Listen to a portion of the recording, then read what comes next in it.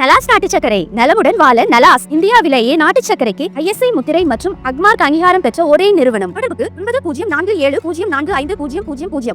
தமிழக மக்களின் நலனுக்காகவும் கட்சியின் வலிமைக்காகவும் அனைவரும் ஒன்றுபட வேண்டிய நேரம் இது என அதிமுகவினருக்கு அழைப்பு விடுத்து சசிகலா திடீர் அறிக்கை வெளியிட்டுள்ளார். அந்த அறிக்கையில் அண்ணா, எம்ஜிஆர், ஜெயலலிதா ஆகியோரின் நினைவுகளை சுட்டிக்காட்டிய சசிகலா, அவர்கள் உருவாக்கிய இந்த இயக்கம் தொண்டர்களின் இயக்கம் என்பதையும் அந்த வலிமையை காப்பது தொண்டர்களின் கடமை எனவும் குறிப்பிட்டுள்ளார். கடந்த காலங்களில் கட்சியில் ஏற்பட்ட பிளவுகள், சர்ச்சைகள் காரணமாக மக்கள் மத்தியில் அதிமுகவின் செல்வாக்கு பாதிக்கப்பட்டிருப்பது வேதனை அளிக்கிறது. ஆனால் அந்த பிளவுகளை மறந்து மனமாச்சரியங்களை ஒதுக்கி கருத்து வேறுபாடுகளை தாண்டி ஒன்றுபட்டால் மட்டுமே அதிமுக மீண்டும் வெற்றி பெறும் எனவும் தெரிவித்துள்ளார்.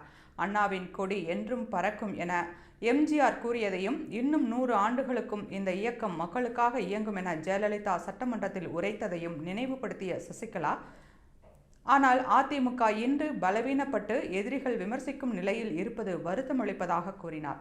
திமுகவுக்கு எதிரான போராட்டமே நம் இயக்கத்தின் முக்கிய நோக்கம். திமுக மீண்டும் ஆட்சிக்கு வரக்கூடாது என்பதற்காக அனைவரும் ஒன்றிணைந்து உழைக்க வேண்டும். தனிப்பட்ட பிளவுகள் வெற்றிக்கான பாதையை தடுக்கக்கூடாது. ஒருமித்த சக்தியால் மட்டுமே வெற்றி நிச்சயம் என சசிகலா தெரிவித்துள்ளார். கடந்த சட்டமன்ற தேர்தலின் போது தானே தேர்தல் களத்திலிருந்து விலகி அமைதியாக இருந்தது அதிமுகவின் வெற்றிக்காகத்தான் என அவர் கூறினார். ஆனால் கட்சி வெற்றி பெறவில்லை. தொண்டர்களின் முடிவே இறுதி.